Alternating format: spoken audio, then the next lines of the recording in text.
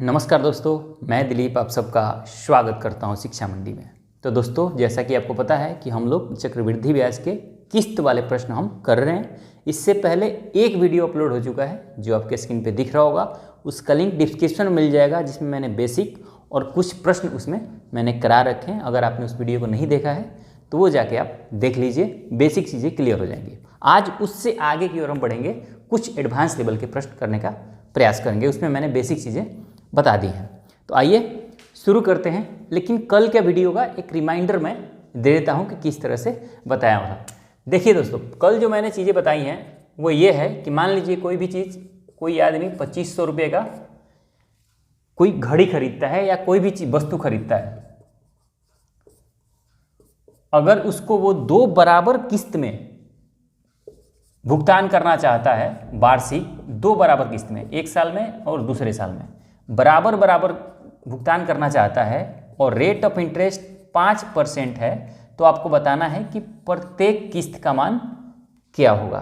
इस तरह के प्रश्न हमने इससे पहले करा रखे हैं। अब इसको कैसे करना है, प्रश्न क्या है, मैं फिर से एक बार रिपीट कर देता हूं कि 2500 रुपये की कोई वस्तु है, कोई उसे खरीदना चाहता है, लेकिन वो उस वक्त नगद में नहीं खरीदता है और कहता है कि आपको मैं 2 किस्तों में दे दूंगा वार्षिक, यानी एक किस्त एक साल के अंत में और दूसरे किस्त दूसरे साल के अंत में, बराबर दूंगा। रेट ऑफ इंटरेस्ट 5% है, तो आपको बताना है कि प्रत्येक किस्त कितने का होगा।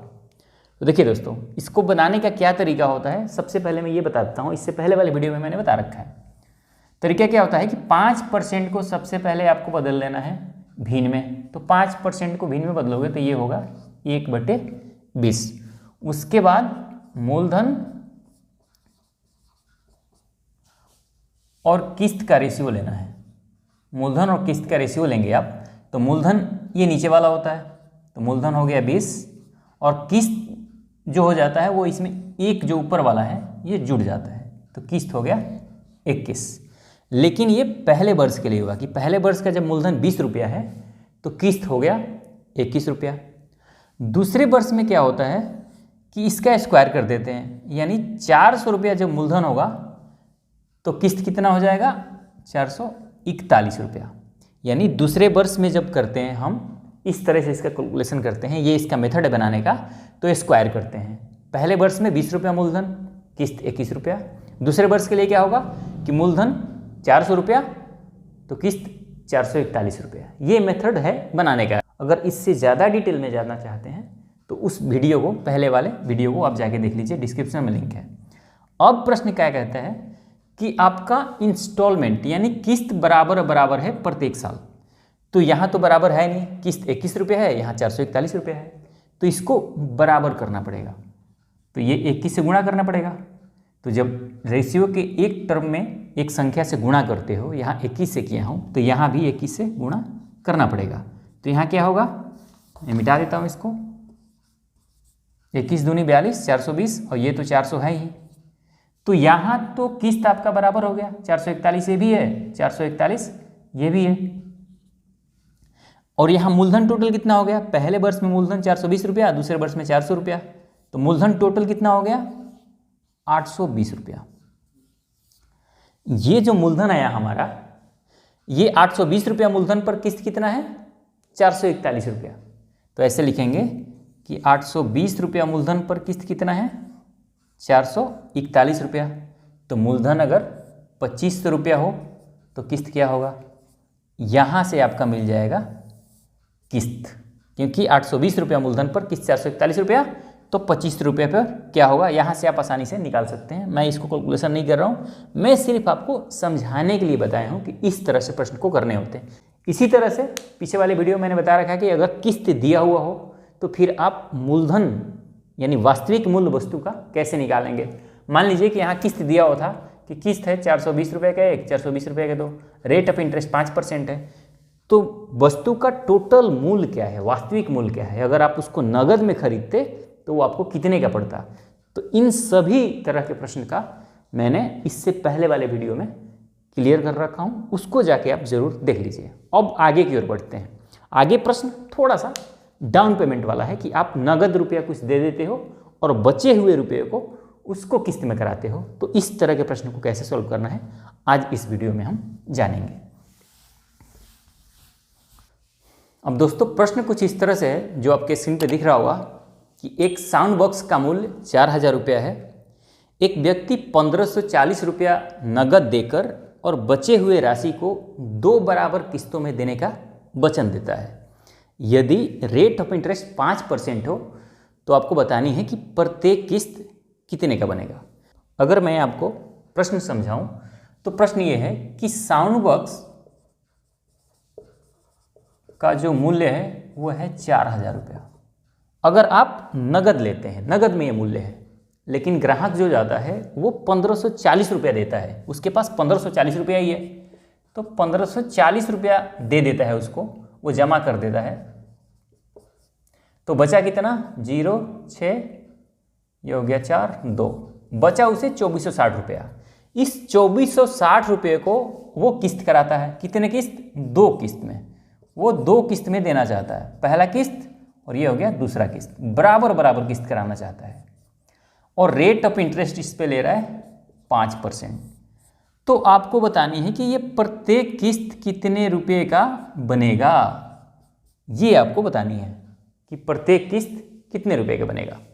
तो क्या करना है, हमारे पास तो मूलधन यही है 2460 रुपये, क्योंकि 1540 रुपये दे दिया है तो इससे हमें कोई मतलब नहीं है। हमारा बचा हुआ पैसा 2460 रुपया है। तो ये हो गया हमारा मूलधन, यानी वस्तु का एक्चुअल मूल्य अब हमारे लिए 2460 रुपया है। तो 2460 रुपया पर कितना किस्त देना पड़ेगा ये हमें निकालना है 5% दर पर। तो 5% जो दर है, सबसे पहले इसको क्या करते हैं, हम बनाना पड़ता है, इसको भीन में बदलना पड़ता है। तो भीन इसका होता है 1/20। अब लेंगे मूलधन और किस्त का रेशियो।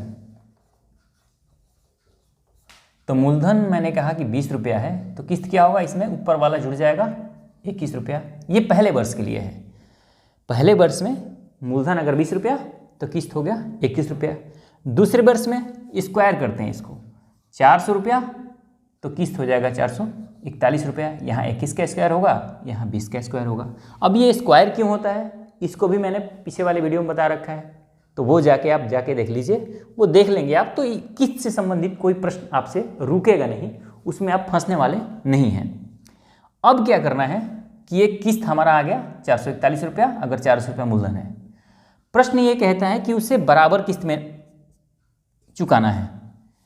तो किस्त जब बराबर है तो यहाँ तो किस्त बराबर नहीं है, क्योंकि यहाँ 21 है, यहाँ 441 है।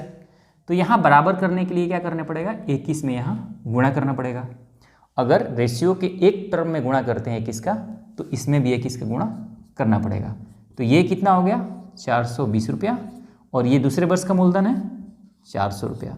तो टोटल मूलधन कितना आ गया, 0, 2 और 8, 820 रुपया। और यहाँ किस्त कितने का बना हमारा, 441 रुपये का 2 किस्त बना, यानी कि प्रत्येक किस्त 441 रुपये का बना। मूलधन हमारा कितना है 2460 रुपया। हमारा मूलधन कितना हुआ है, जिससे भाग देंगे 820 रुपया। निकालना क्या है, किस्त, तो किस्त से गुणा कर देंगे। 0 से 0 खत्म, ये कट गया 3 बार में, आया कितना 3, 4 तिया 12 की 2, 4 तिया 12 1, 13, यानी 1323 रुपये का बनेगा प्रत्येक किस्त, ताकि ये राशि वो चुका दे। तो किस्त में आपको ज़्यादा पैसा देने पड़ते हैं। जैसे देखिए यहाँ 1360 रुपया ही है, और यहाँ 2323 रुपया 2 बार देंगे, तो यहाँ कितना रुपया दे रहे हैं आप, 13 दूनी 2646 रुपया देना पड़ रहा है, क्योंकि इस पर ब्याज भी आपको लगेगा। बस ये चीज़ें हैं फंडामेंटल, यानी डाउन पेमेंट के जब प्रश्न आए तो शुरुआत में ही उसके जो एक्चुअल प्राइस है उसमें से जो वो नगद राशि जमा कर रहा है उसको घटा देना है, और उसको मूलधन मानना है हमें, और उसके बाद 5% के हिसाब से इस तरह से प्रश्न कर देना है। आइए एक प्रश्न इस तरह के और करते हैं। दोस्तों अगला प्रश्न जो आपके स्क्रीन पे दिख रहा होगा, प्रश्न ये है, मैं पढ़ता हूँ उसको ध्यान से देखिए। राम ने एक टीवी इस शर्त पर खरीदा कि उसे 1620 रुपया खरीदते वक्त देने होंगे तथा प्रथम, द्वितीय तथा तृतीय वर्ष के अंत में क्रमशः 2178 रुपया, 2299 रुपया तथा 2600 रुपये देने होंगे। यदि चक्रवृद्धि ब्याज की दर 10% हो तो टीवी का वास्तविक मूल्य क्या था। यानी कि राम ने टीवी एक शर्त पर खरीद रहा है। शर्त क्या है?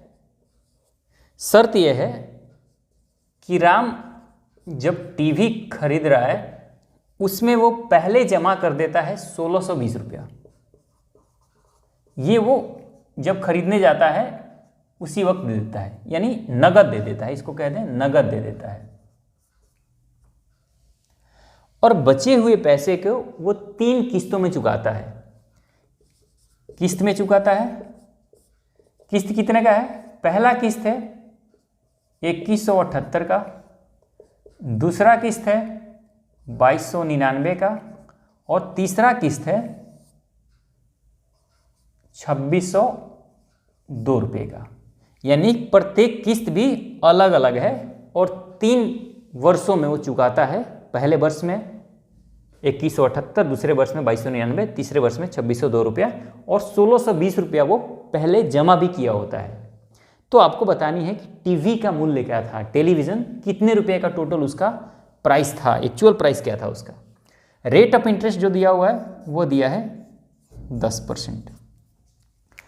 तो अब क्या करेंगे? अब कैसे बनाएंगे इसको कि उसी तरह से करेंगे इसको कि 10% का को पहले भिन्न में बदलेंगे। तो 10% को भिन्न में बदलेंगे 1/10। अब हो गया मूलधन और किस्त का रेशियो। मूलधन कितना रुपया? 10 रुपया। तो किस्त हो गया, ऊपर वाला जुड़ जाएगा 11 रुपया। दूसरे वर्ष के लिए स्क्वायर करेंगे 100 रुपया, तो ये 121 रुपया। तीसरे वर्ष के लिए क्यूब करेंगे तो ये हो गया 1000 रुपये, तो ये हो गया 1331 रुपया। लेकिन किस्त क्योंकि कह रहा है कि तीसरे वर्ष का किस्त कितना है? 2602 रुपया है। तो 2602 रुपया लाने के लिए क्या करना पड़ेगा? 2 से इसमें गुणा करना पड़ेगा। सॉरी दोस्तों, माफ करना, यहाँ 2662 रुपया है, यहाँ है 2662 रुपया। तो ये जब 2 से गुणा करेंगे 1331 में 2 से, तो ये आ गया 2662 रुपया। ये इसके बराबर हो गया। 2299 लाने के लिए क्या करना पड़ेगा? तो 2299 लाने के लिए आपको गुणा करना पड़ेगा किससे? 2299 9 लाना है तो 9 से करेंगे तो कम रह जाएगा, 19 से करेंगे। तो 19 से जब आप करेंगे गुणा तो ये हो जाएगा 2299 रुपया। प्रथम वर्ष में कितना है?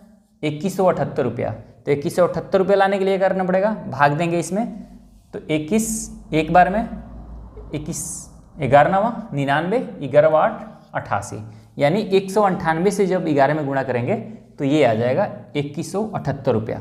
तो हमने किस्त बराबर कर लिया। ये किस्त कितना पड़ा? 2178 का, ये 2299, ये 2662। ध्यान रखिए यहाँ 2662 है। तो ये किस्त तो हमारा सेम हो गया। लेकिन अगर हम रेशियो के एक टर्म में यहाँ 198 से गुणा किए हैं तो इसमें भी करना पड़ेगा। तो इसमें 198 से गुणा करेंगे, इसमें 19 से करेंगे और इसमें 2 से करेंगे। तो ये कितना बन गया? 1980। ये हो गया 1900 रुपया और ये हो गया 2000 रुपया। तो आप देखेंगे किस्त तो सेम बराबर है जो हमारा प्रश्न में दिया हुआ है। तो यहाँ टोटल मूलधन कितने का आ रहा है? 0 8 9 9 18 की 8 2 1 3 1 4 और 1 5, यानी 5880 रुपये का टोटल मूलधन आया। कब? जब हम किस्त दे रहे हैं। ये किस्त वाला मूलधन है टोटल, ध्यान रखिए। ये है किस्त वाला मूलधन जो हम प्रथम वर्ष दे रहे हैं किस्त, उसके बाद मूलधन ये बचा हुआ है। लेकिन किस्त वाला मूलधन ये बचा है और हम इससे पहले कितने दे चुके हैं पैसे? 1620 रुपया। तो ये जो हम दे चुके हैं ये भी इसमें जुड़ेगा। तो इसमें 1620 रुपया हम जोड़ेंगे तो ये आ जाएगा 0 8 2 10 की 0 8 6 14 1 15 5 और 1 6 और 1 7, यानी 7500 रुपये की टीवी थी एक्चुअल में। लेकिन उससे 1620 रुपया देने के बाद इतने किस्त में चुकाना पड़ा। लेकिन अगर नगद लेता तो वो 75 रुपये में उसको पड़ती। तो ये प्रश्न था। प्रश्न थोड़ा सा अलग ये था कि इसमें किस्त अलग अलग दिया हुआ था। तो किस्त जब अलग अलग दिया हुआ था तो रेट ऑफ इंटरेस्ट से 1/10 किया हमने। तो यहाँ से हमने मूलधन और किस्त का रेशियो ले लिया। और किस्त जितना यहाँ दिया हुआ है प्रत्येक वर्ष का, इसको हमने समान कर दिया। यहाँ 2662 दिया हुआ है तीसरे वर्ष का, तो तीसरे वर्ष का हमने 2662 कर दिया। दूसरे वर्ष का 2299 दिया है तो 2299 कर दिया गुणा करके। लेकिन एक टर्म में यहाँ गुणा किया तो इसी तरह से दूसरे तरफ भी हमने गुणा कर लिया। तो यहाँ हमें पता चल गया मूलधन, एक्चुअल मूलधन क्या है जो हम किस्त दे रहे हैं, जिसकी किस्त दे रहे हैं। लेकिन किस्त देने से पहले भी जिस अमाउंट का किस्त दे रहे हैं हम, उससे पहले हम लोग 1620 रुपये जमा कर चुके हैं, तो ये 1620 रुपये इसमें जोड़ देंगे तो आ गया 7500 रुपया। तो ये हो गया एक्चुअल में टीवी का प्राइस। इस तरह से हम क्वेश्चन को करते हैं जब किस्त वाला प्रश्न पूछे। आइए कुछ नए तरह के क्वेश्चन की ओर चलते हैं। दोस्तों प्रश्न कुछ इस तरह से है, मैं पढ़ रहा हूँ प्रश्न को, स्क्रीन पे आपके प्रश्न दिख रहा होगा कि एक आदमी ने 30% वार्षिक चक्रवृद्धि ब्याज की दर से 3000 रुपये बैंक से लिए, प्रत्येक वर्ष के अंत में वह 1000 रुपये लौटा देता है। ज्ञात करो कि तीसरे वर्ष के अंत में लोन चुकाने के लिए उसे कितने रुपये देने पड़ेंगे। इसका मतलब ये है कि 3000 रुपया कोई भी व्यक्ति है वो बैंक से 3000 रुपया लेता है उधार, और प्रत्येक वर्ष के अंत में 1000 रुपये लौटा देता है। पहले वर्ष में भी 1000 रुपये लौटाता है, दूसरे वर्ष के अंत में भी 1000 रुपये लौटाता है। तो आपको बतानी है कि तीसरे वर्ष में उसे टोटल कितने रुपये लौटाने पड़ेंगे। यदि रेट ऑफ इंटरेस्ट 30% हो, 30% दिया हुआ है चक्रवृद्धि ब्याज की दर। अब इसको किस तरह से करेंगे इसको समझिए। देखिए दोस्तों प्रश्न ये है कि 30% का फ्रैक्शन वैल्यू क्या होता है। 30% का फ्रैक्शन वैल्यू होता है 30/100, 0 से 0 यानी 3/10। अब क्या करेंगे कि 3000 रुपये का 3/10 निकालेंगे, यानी एक वर्ष का जो ब्याज बनेगा तो कितना बनेगा, ये 0 से 0, ये हो गया तितरी का 900 रुपया। यानी 3000 रुपये तो था ही और 900 रुपया ब्याज बन गया, और 3000 रुपये पहले वाला था तो देना हो गया उसे 3900 रुपया। लेकिन लौटा कितना पाता है, वो 1000 रुपये देता है वर्ष के अंत में, यानी एक वर्ष के अंत में उसे ब्याज सहित 3900 रुपये देना था। लेकिन प्रश्न ये कहता है कि सिर्फ 1000 रुपये इसमें से दे पाता है। तो यहाँ 1000 रुपये माइनस कर देंगे पहले वर्ष वाला, तो बचा कितना, 2900 रुपया। 29 रुपये बचता है। अब ये जो पहले वर्ष का हो गया, दूसरे वर्ष के लिए जो ये 2900 रुपया बचा हुआ है 1000 रुपये देने के बाद, इस पर भी 3/10 यानी 30% के हिसाब से ब्याज लगेगा। 0 से 0, 29 × 87, 870 रुपया ब्याज बन गया, और 29 रुपये ये था। तो टोटल कितना हो गया, 0, 7, 9, 8, 17 की 7 और 3, 3770 रुपया हो गया।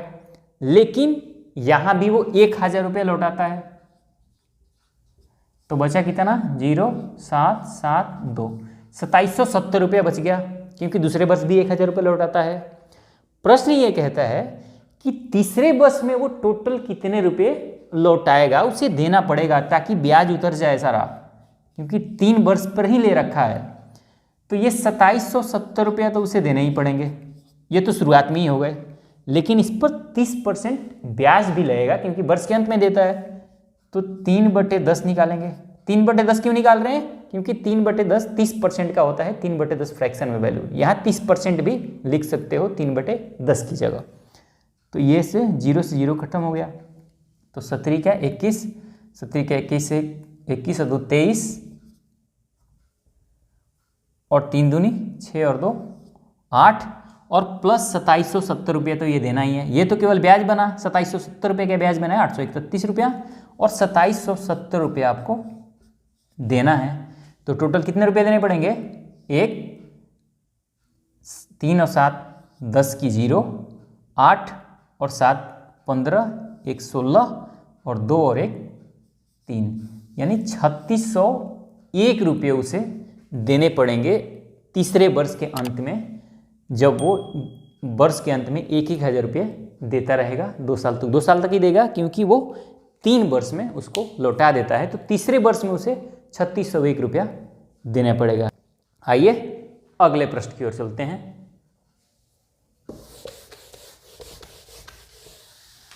दोस्तों अगला प्रश्न आपके स्क्रीन पे दिख रहा होगा। प्रश्न यह है कि पंकज ने 10,815 रुपया उधार लिए जो 3 बराबर अर्धवार्षिक किस्तों में चुकाना है। अगर ब्याज 40/3% प्रति वर्ष की दर से हर आधे साल में लगाया जाता हो तो प्रत्येक किस्त कितने की है। यानी कि जो पंकज है वो 10,815 रुपये का ऋण लेता है, उधार लेता है, ठीक है। और जो 3 बराबर अर्धवार्षिक किस्त, ध्यान रखना अर्धवार्षिक का मतलब 6-6 महीना पर वो चुका रहा है। 3 किस्त दे रहा है, पहला किस्त, दूसरा किस्त और तीसरा किस्त, ये दे रहा है 3-3 महीना, 6-6 महीने पर, 6 मंथ पर दे रहा है वो किस्त। लेकिन प्रश्न में आगे ये कहता है कि ब्याज का जो रेट ऑफ इंटरेस्ट है वो 40/3% है, प्रति वर्ष है, लेकिन कह रहा है कि ब्याज की गणना अर्धवार्षिक करनी है। तो जब हाफ ईयरली इसको करोगे तो क्या करना पड़ेगा, 2 से भाग करने पड़ेंगे, क्योंकि ये वार्षिक दिया हुआ है प्रश्न में।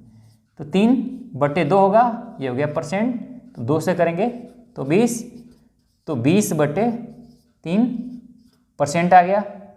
तो ये 20/3% करोगे तो 20×5=100, यानी 20/3% के लिए 100 आएगा, तो 20×100 ये आ गया 1/15, यानी 1/15 रुपये आ गया 20/3% के हिसाब से ऋण के मान आ गया, क्योंकि अर्धवार्षिक हो रहा है तो यहाँ 2 से हमने भाग भी दिया है। अब क्या करना है, अब सेम उसी तरह से कर लेना है। मूलधन और किस्त का हम अनुपात ले लेंगे। तो मूलधन 15 रुपया होगा, किस्त हो गया 16 रुपया। दूसरे वर्ष के लिए मूलधन 225 रुपया, स्क्वायर करेंगे 15 का तो 16 का स्क्वायर होता है 256 रुपया। लेकिन 3 वर्ष के लिए है तो 15 का क्यूब करेंगे तो 15 का क्यूब होता है 3375 रुपया, तो 16 का क्यूब होता है 4096 रुपया। तो अब क्या प्रश्न कहता है कि तीनों किस्त तो बराबर बराबर है, तीनों किस्त क्या है, बराबर बराबर है, तो आपको बतानी है कि प्रत्येक किस्त कितने की है। तो किस्त बराबर करने के लिए इसमें 16 से गुणा करना पड़ेगा, इसमें 256 से गुणा करना पड़ेगा, तब ये जाके 4096 ये भी बनेगा, 4096 ये भी बन जाएगा, और ये तो 4096 है ही। लेकिन अब ये इसमें 256 से गुणा किए हो तो यहाँ भी 256 से गुणा होगा, यहाँ भी 16 से गुणा होगा, यहाँ तो कोई गुणा है ही नहीं। तो जब करोगे तो ये कितना हो जाएगा, 15 छक्का 90, 15 पचे 75, 75 और 9 हो गया 84, हासिल 8, 15 दिन 30 और 8 38, यानी 3840 रुपया। 225 में 16 से करेंगे तो 16 पचे 80, 16 दूनी 32 और 8 40, 16 दूनी 32 और 4 36, 3600 रुपया, और ये आ गया 3375 रुपया। अब ये टोटल मूलधन कितना आ गया, 5 7 4 11 का 1 हासिल 1, 3 1 4 6 10 और 8 18 की 8 हासिल 1, 3 3 9 1 10, यानी कि क्या हो गया 10,815 रुपये यहाँ भी आ गया, और मूलधन हमारा उधार लिया भी है कितना, 10,815 रुपया। तो इसका मतलब किस्त कितने का है, 4096 रुपये का। यानी कि अगर 10,815 रुपये का उधार लेता है तो वो 40/3% का हाफ ईयरली अगर 6 महीना पर दे रहा है तो इसका मतलब है कि 4096 रुपये प्रत्येक किस्त में लौट आएगा। तो उम्मीद करता हूँ कि ये चीज़ आप समझ गए होंगे। अगर ये वीडियो पसंद आया हो तो वीडियो को लाइक कर दीजिए, चैनल को सब्सक्राइब कर लीजिए और बेल आइकन भी दबा लीजिएगा ताकि नोटिफिकेशन भी आपको मिलता रहे। और इससे पहले भी कई तरह के टॉपिक मैं अपलोड कर चुका हूँ, प्लेलिस्ट जाके देख सकते हैं, रीजनिंग के भी और मैथमेटिक्स के भी। देखने के लिए आपका बहुत बहुत धन्यवाद। मिलते हैं अगले वीडियो में, तब तक के लिए नमस्कार।